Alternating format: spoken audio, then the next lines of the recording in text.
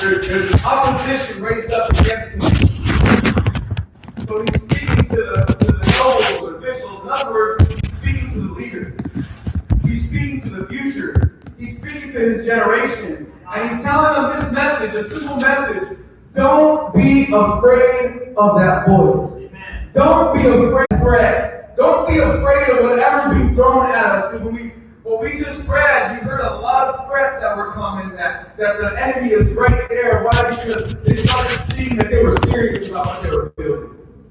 So the enemy started creeping its way in, trying to cast all these threats into their life.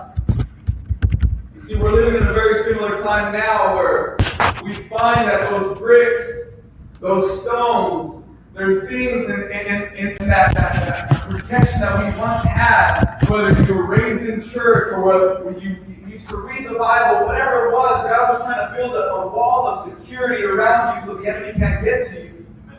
But little by little, in our generation, in our time, we see some of those bricks being pulled out. Why? Because we have leaders that wouldn't stand by the principles or values or standards that they were taught. They start to compromise. We're living in a time of compromise. That even in this world, you're seeing churches starting to accept certain ways, starting to accept new beliefs, starting to accept different things, and it's allowing the enemy to creep into the church house. You see it happening with Nehemiah. We see it happening now. How many can say amen? Amen. That's the generation we live in. It's being accepted. It's accepting the ways of the world. It's accepting the things that the enemy is trying to bring in. But we got to get back, church. We got to get back, young people, to that place where we're not accepting of it, that we know the power of God and what God can do in their lives, what God can change in somebody's life, that God can reach a drug addict still, that God can reach a prostitute still, that God can reach a young person like yourself still, that person that is struggling with an addiction, that person that is struggling with depression, God can change their situation. Amen. That God can change their life. I'm sure that I see a lot of young faces in here. I'm sure whether you've gone through it or you know somebody that's going through something, where they feel like they don't have a purpose, where they feel like they're discouraged or they're depressed about something. That's the life, that's the generation that we're a part of. That when they feel like they don't have purpose in their life, the only other option is the world or death. Is the world or choosing something other than the calling of God. I don't know about you, but I was raised in a household where we were taught that many things is sin and stay away from it. See, in my day, there's this channel that was called MTV. There was only one MTV. Now you got MTV 1, MTV 2, MTV V.O G.A.N.G, MTV, all these different kind of MTVs. But in my time, they used to actually play music videos.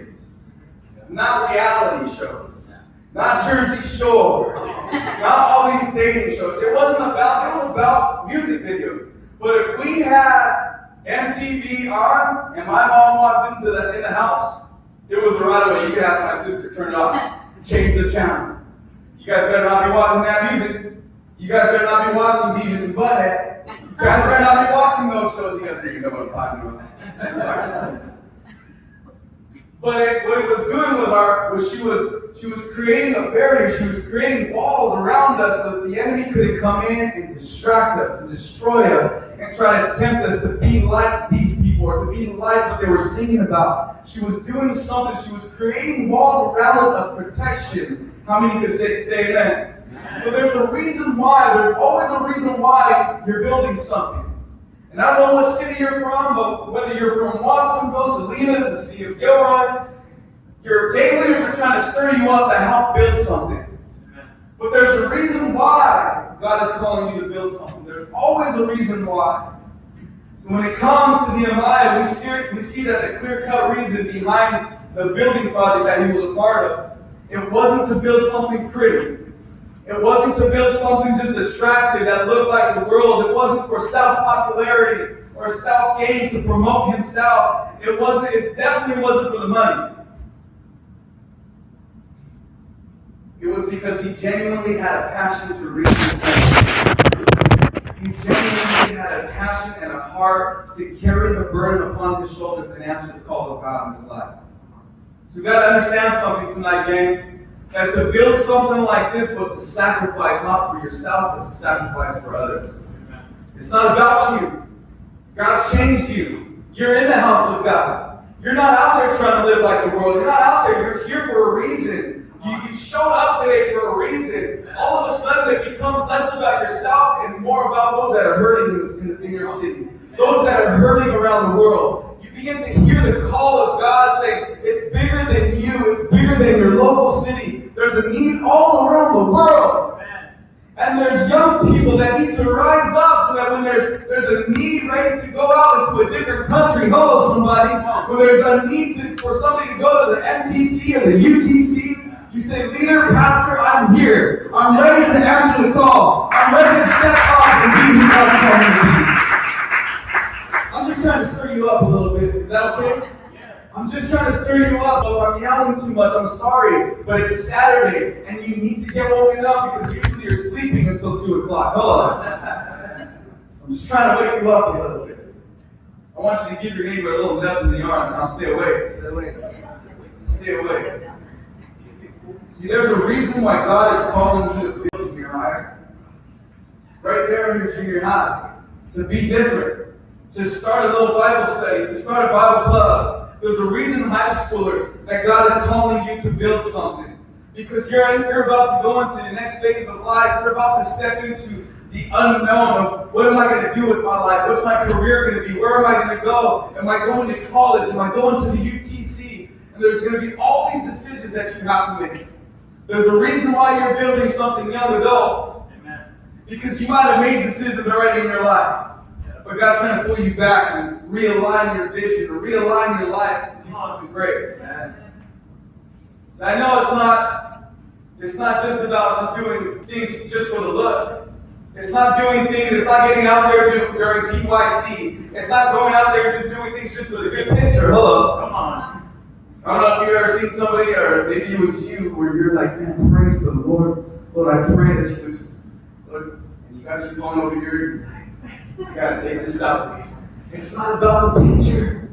It's not about capturing the moment. It's not about capturing that one photo. It's not about just showing that you're doing something. It's about the souls, that you're actually doing something. See, I heard it before. I heard somebody say this one time. They were so worried about us capturing the photo. Make sure you get the crowd. Make sure you get everybody praying for something. Make sure you capture the right picture.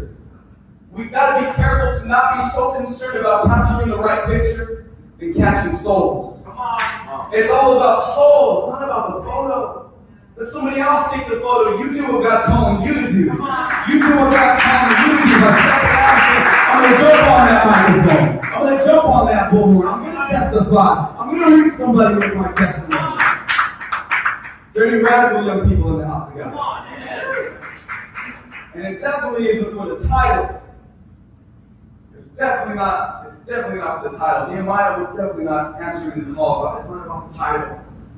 When God called us to be the regionals for the season that we just came out of, it wasn't about the title. It wasn't about who's going to serve me or who's going to do this. No, we looked at our region and we said, you know what, there's work to be done here. There's work, there's leaders that need to get raised up here. There's people that we need to work with. There's a lot of stuff that we got to build in this region. It wasn't about a title. It wasn't about the popularity game. No, it was about the need. See, when you know what the need is, it begins to weigh down on you. You begin to feel the burden of it.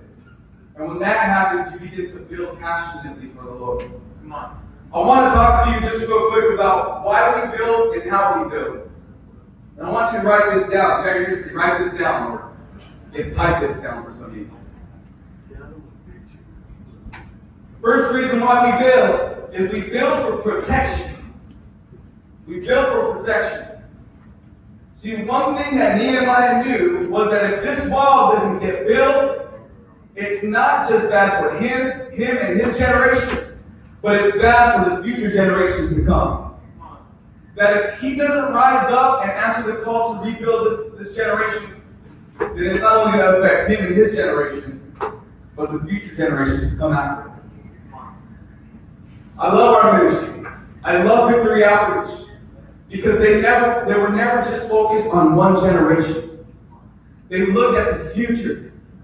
And in 1993, when Pastor Sonny Jr. said, God, you are God's anointed now generation, he was looking at future generations and see what can we do to build those walls to protect not just our generation, but to build the ones that come after, the younger ones, the next generations that will take the pulpits. And because our ministry has been able to do that, we've seen 50 years of God's faithfulness over and over again. Elders that have went to different cities and answered the call. People that came from the beginning, the pioneering season, the pioneering stages, answering that call to go to a different city.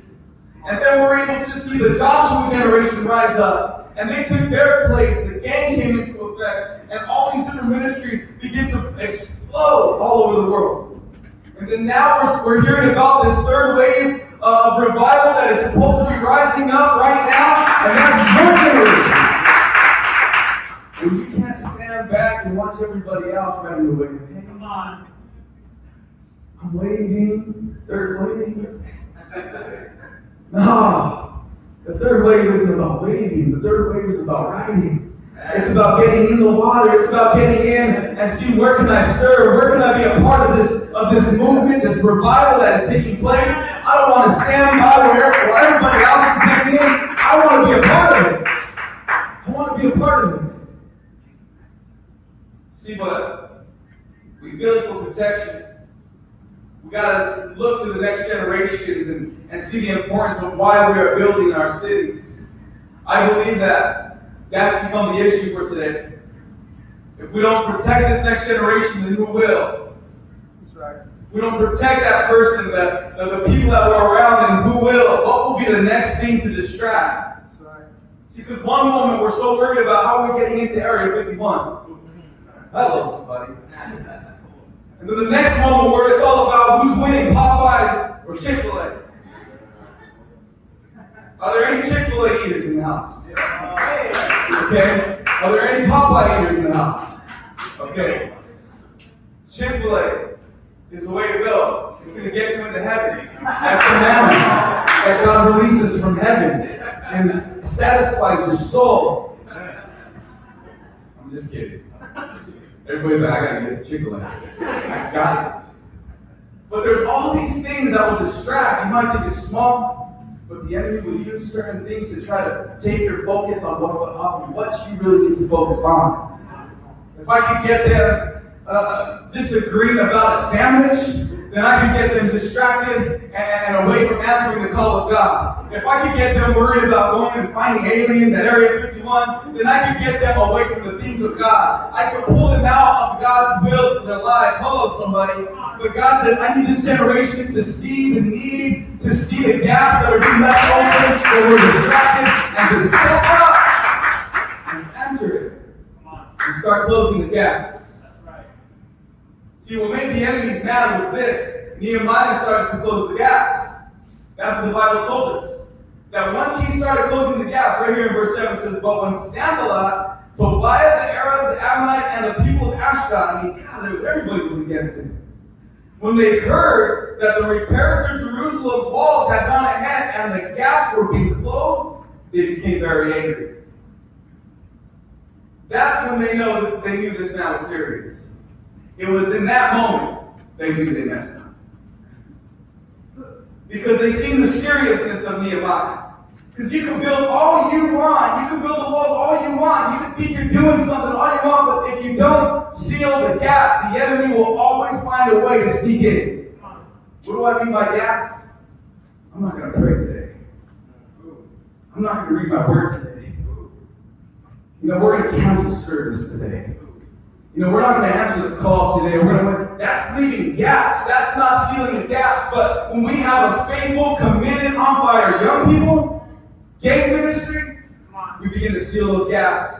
The moment you begin to close the gaps in your family is the moment your homes, the people around you, the circles that you're around, they become sanctified. You become a circle of prayer. You become that person that when they're going through something, they know I can go to her. I know I can go to him. Right. Because I've seen and I've heard them going through something, but they can still walk around with a smile on their face. Come on. People are relying on you to answer the call. There's family members. Trust me, I've been in those shoes where I've looked at family members and I looked at it not as like, man, they're lost and they're bound, but more of a burden that I want to set the example. I'm going to continue to pray because if I can stay faithful and it can have an effect, I want their lives to be changed as well. And the more you do it, the closer you are to God. And the more you do for God, you begin to see God see your family, the friends around you. You begin to see revival inside of your schools. Yeah, I said inside of your schools. Not where you show up and you're like, oh man, I shouldn't have brought my Bible. I put it in my backpack. All of a sudden you get all nervous and shy. All of a sudden you feel like I can't speak. I don't have the words. Well, just try it. You never know. Even if you stutter, let one word come out at least. Just try it. I was the least to be up here when I lived here. I was the least, but God's seen something. Leader's seen something inside my life. I was the least. We were just talking, me and my nephew, my little twin.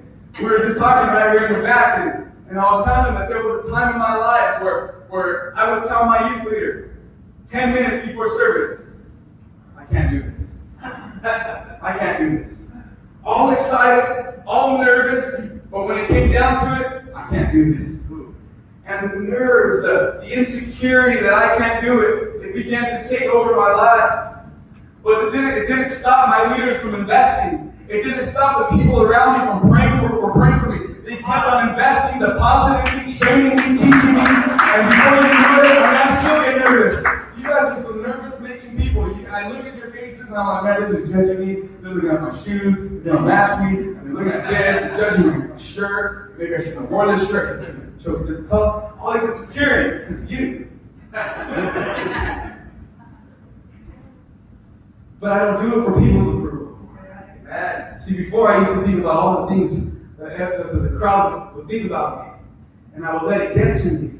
But when I started putting that to the side, I said, it's not about what they think about me. It's about what God thinks about me. And as long as I'm in God's will, it's all about honoring God. It's all about lifting up the name of Jesus. It's not about me. God just used me. If you can use a rock, a donkey, a staff, a rod, all these different things, God, you can use me, God. We see some young people that say, you know what, I'm just willing. I'm just willing. I want to answer the call. Not only do we build for protection, we also build for prayer. We know how to pray. I mean, not just when there's a need for prayer. Anybody know how to pray? Just to pray. I mean, I don't know if you ever had an experience, young adults, where you look in the rearview mirror and you see the coffee making, and all of a sudden you change the station to Caleb.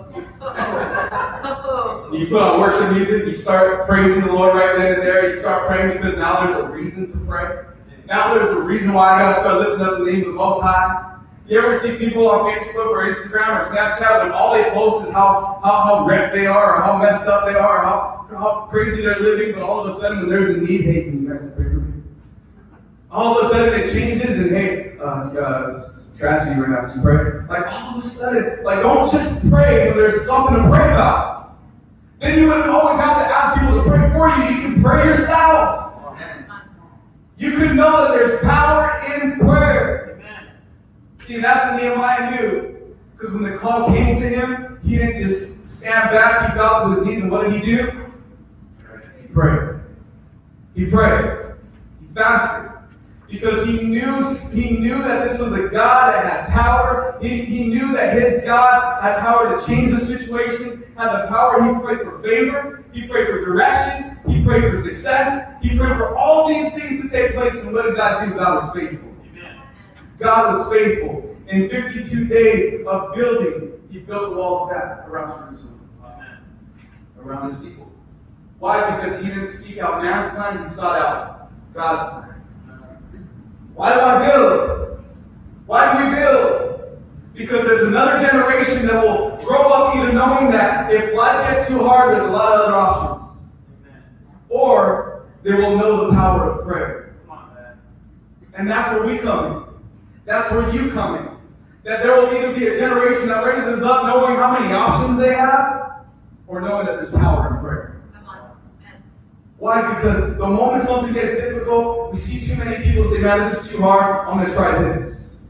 I'm going to jump to this career. I'm going to jump into this job. I'm going to jump from relationship to relationship to relationship. I'm going to try this thing, see if this works out. And you'll always be undecisive unless you know the power of prayer.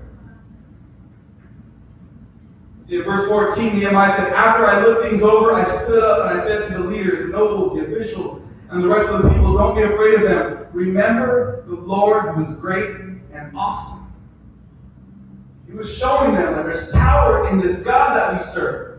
Don't listen to the voice of the world. Don't listen to the voice of the enemy. Remember the God that we serve, how mighty and how awesome He is. So we build for protection, we build for prayer, and we also build for praise.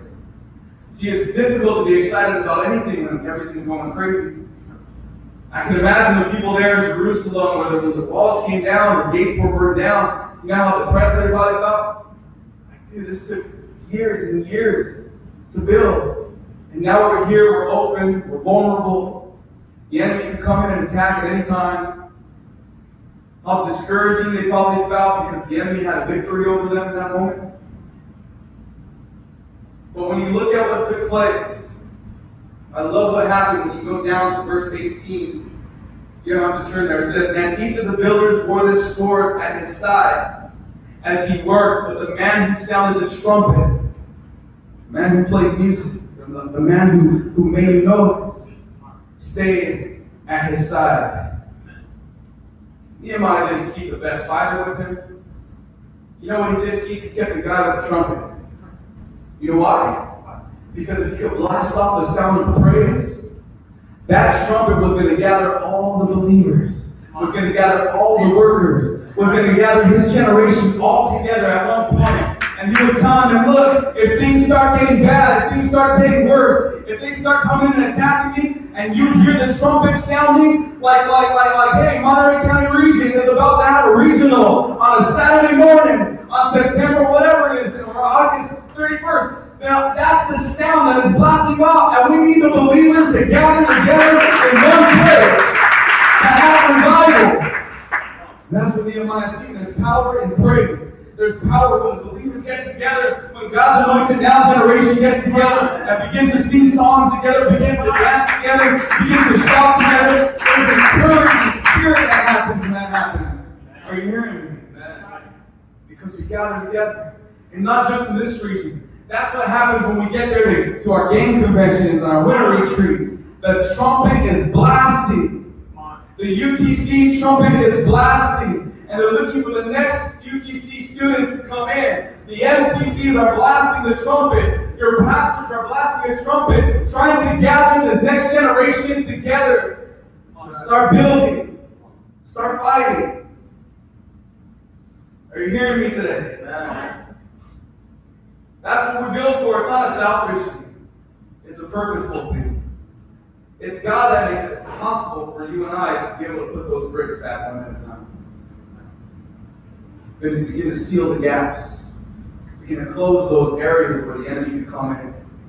I've seen too many friends, I've seen too many people growing up that missed out on what God had for them because they chose a different lifestyle. Yeah, I could have been the voice. There's times where I feel like I would feel growing up like, man, I should have been there more. But God was still doing something inside of me. And you carry that conviction, but God didn't create us. God didn't call us to carry the conviction. God called us to answer it. God called us to see the need and say, man, I want to answer this need. I want to save my generation. Is there anybody here today that says, I want to save my generation? Come on, man. And then lastly, I want to just give you these last three things. How many have been getting something so far? Come on. How many have been writing something? You lies. I see no pens. I see no phones. What was that?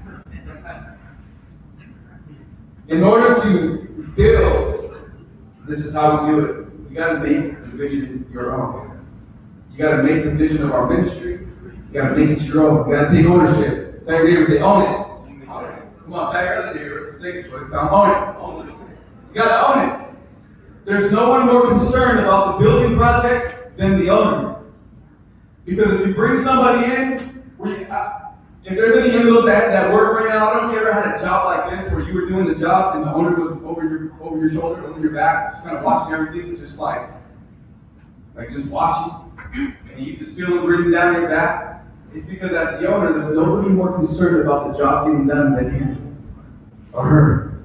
So when you begin to make the vision your own, when you begin to make that mission statement of Victory Outreach your own, when you begin to make that calling your own, it's you that is depending on making sure that that job gets done. It's you that is making sure that in your city, walls are being built back up to protect your generation. That you are stepping in to do something. I don't care what you do. Clean the bathroom. Pick up some trash around the sanctuary. Whatever it is, whatever God's called you to do, for the smallest thing, you just got to say, God, I want to serve my generation. All right. You got to make the vision your own. Also, you got to make it right. You got to make it right. What Nehemiah had to do before he began the building process was he had to begin to confess. Because if you could make it right with God, you could make it right for God. If you make it right with God, you can make it right for God. What do I mean by that? In other words, you got to confess the things of the way you used to live, the way I used to think, the way all that sin that was inside of you. You got to let it go. Because when you see in Nehemiah, in verse 6 of chapter 1, he says this, let your ear be attentive and your eyes open to hear the prayer your servant is praying before you, day and night for your service. Listen, the people of Israel. He said, I confess the sins we Israelites, including myself. He didn't say them. He didn't say, we confess their sins. He said, we confess the sins that the people of Israel and myself, my father's family, have committed against you. We have acted very wickedly towards you. We have not obeyed the commands, decrees, and laws you gave your servant Moses. See, and this, I believe, is why he was so effective in making a difference. Was because he got right with God first. He didn't compromise anything. He got rid of the sin. He got rid of the addiction. He got rid of the distraction. He got rid of the struggle. Because when you allow that to leave, you allow that to be pushed out of your life, you're making room for God to come in and do what he wants to do inside of you. He began to pray. Not for rapid change, not for everything to see. We can't get caught up in, man, I didn't see God answer that one prayer. That one time I prayed. That one time, 4 years ago, when I prayed for my food. And nothing happened. No. He wasn't praying for the rapid change. He was just praying God. He was praying the right prayer before he pursues the call. To God, make me right before I build this wall. See, we begin to make things right, our lives begin to align with God's plan for us. Then when we're feeling that tugging in our heart to do something in our schools, our workplaces, wherever we go, wherever you feel God calling you to go and make an impact. And we begin to align ourselves, we begin to make things right with God. He begins to put us on that path. Say, this is where I need you to go. This is where you're going to get your training. This is where you're going to be developed as a young person. This is where you're going to be developed as a world shaker. How many can say amen? And then all of a sudden, we begin to be young people. We begin to be a generation of integrity. You don't even know what integrity is. See, integrity, you want to know what integrity is? Because I don't know if they teach this generation this anymore. But integrity is pretty much having an undivided mind. That you're not all about God here, but all about the world with this group of people.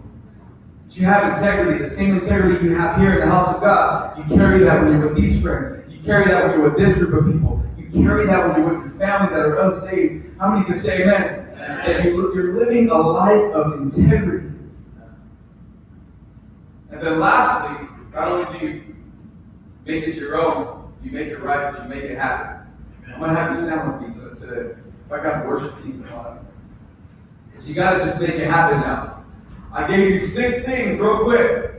That was quick, right? Everybody good? Everybody want to stretch? No? Well, I gave you 6 things that hopefully you can take with you today. Why do we build? Why do we build? Protection. We build for prayer. And what was the last one? We build for praise.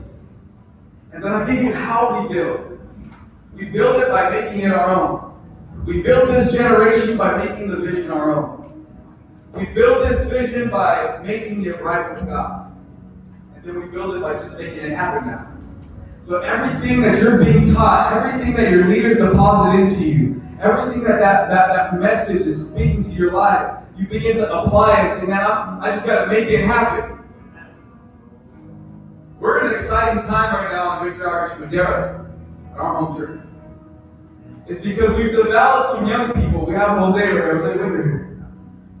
Jose's been with us for a while now, many years. And we went to the UTC. He was part of our team when we were the gang leaders there. And when you look at the team that we have now, a lot of faces have changed.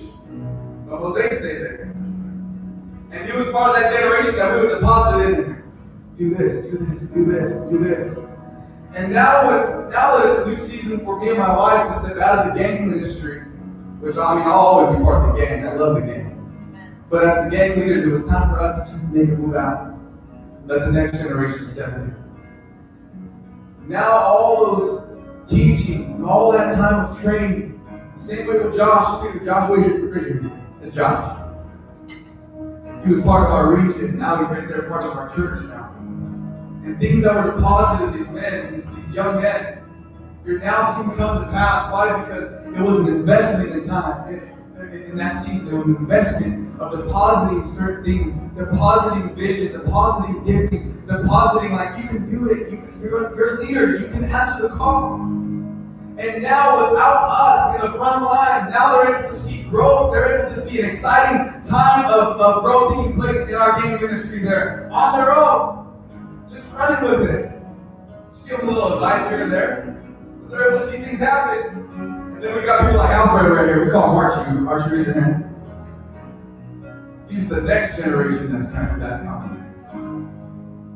He's there. He's still part of it. He's there learning how to come into our meetings. He's learning how to be a voice. He's learning how to give ideas. He's learning how to see where he fits. And eventually he's going to start raising up disciples. But we see a generation that's right here that say, this is what it looks like when you answer the call. This is what it looks like when you say, I'm tired of being like the world. I'm tired of trying to act like the world or satisfy the world. I want to be like Jesus. I want to answer the call of Jesus. This is where things are going to change for you today. Because there's going to be an altar call right now. And this is an opportunity for you to make a decision in your life where you say, I hear about the third wave of revival that is happening. And all that means is that there's an excitement happening in the church globally, all around the world. Victory Outreach is stepping into a season of radical revival. God is opening doors in different countries, and not just for those that have been experienced, not just for those that have been seasoned, but opening the doors for your generation to step through that door and say, man, I might not speak Spanish, but send me to Panama. I might not speak the language, but send me to Mexico. I might not know the culture of Africa, but send me to Africa. I might not know how things are ran in this country, but send me. I'll go. I got the privilege to be able to go back and speak to the gang, our local gang, which I hadn't been in a while, and it was a good feeling. And I was able to speak about our roots as a ministry and where our roots came from. And I was able to speak about how all the things that were put in place from our founders, our elders, they're all put there for a reason. So that we would have a future, so that we would have a place to go and answer the call. That it wouldn't just be local, but it would be international. That it's not just about you and your life. It becomes bigger than that. It's a world thing. It's about reaching the world. How many can say amen? And we're seeing people go out to different countries. We're seeing people answer the call and go places they never thought they would go. I mean, I never thought I would move out of the city of Peoria, but God had a calling for my life. I never thought that I would see certain people answering the call in different cities, different countries. But look at where they're at. God is using them in mighty ways. I think right now, this is just the beginning for Monterey County Regional. I'm talking to Pastor Jesse and Sister Lisa and just hearing their heart for this region to see somebody rise up. You know, they're sacrificing a lot to see your generation remain and get rooted and build something because they see something in you. Well, this is your moment now. I'm going to ask you to do something maybe you haven't done before, but it's nothing crazy. Just want you to close your eyes and just lift your hands for a few moments as they just play something. But I want you to think about that for a moment. Think about Nehemiah and what he had to do. A calling came to him, a need came to him. He had a decision to make. He could have ran. He could have stepped out of the calling of God, said, leave it to somebody else to do it. But instead, Nehemiah seen the need, he heard the need, he felt the need. It became a burden inside of his heart. Now God is talking to you today, gang girl, gang warrior. God is speaking to your life here today. And He's looking to you to make a decision now. Listen, I made a decision at the age of 13. There's no reason why you can't make a decision now. It's been the best life I've been able to live. It's been the best experience living for God. And God wants to bring you into that life, into that calling, to that purpose. Tonight what I want to do is I want to open up the altars right here. If you're feeling that God is tugging on your heart, we want to pray with you. I want you to step out of your seats right there where you're at. Don't worry about what people are thinking about you. Don't let that be. Don't let that stop you. I want you to step out of your seat, young people, as we begin to sing a song here today. Come on, church. Come on, gang. Hallelujah, Father. Oh, worship God. Oh, worship you.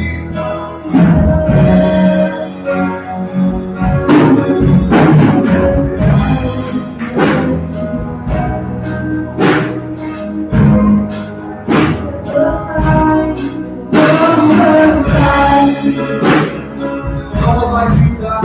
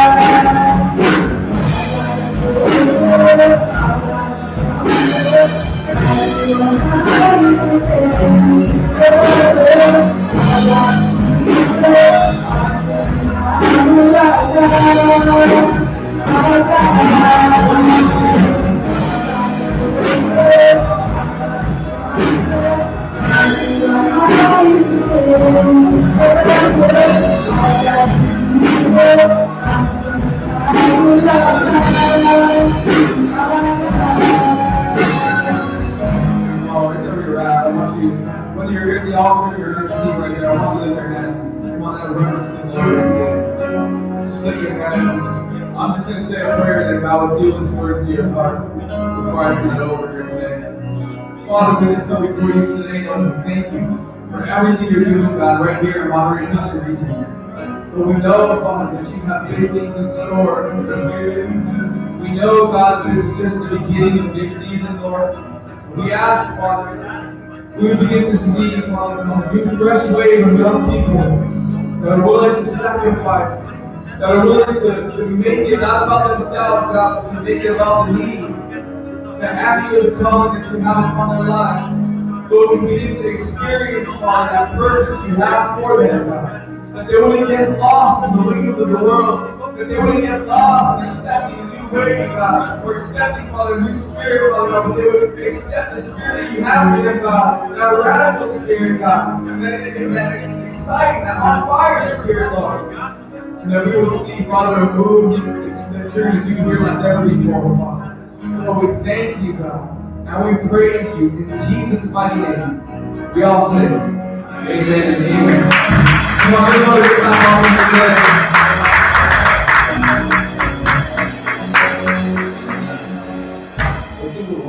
One more.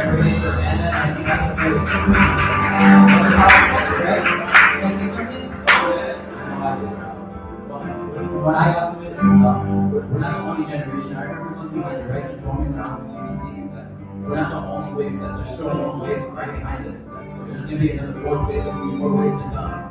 So if I can leave you with anything, is that there's more waves to come, and this is not going to be our last regional. This is going to be the first of many regionals to come.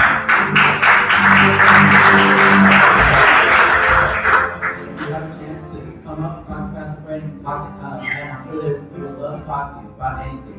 With that, we close out with a prayer.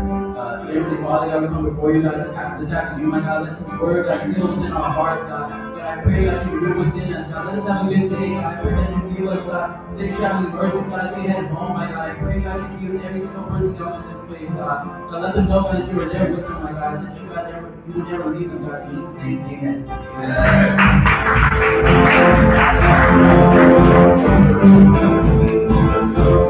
Yes, sir.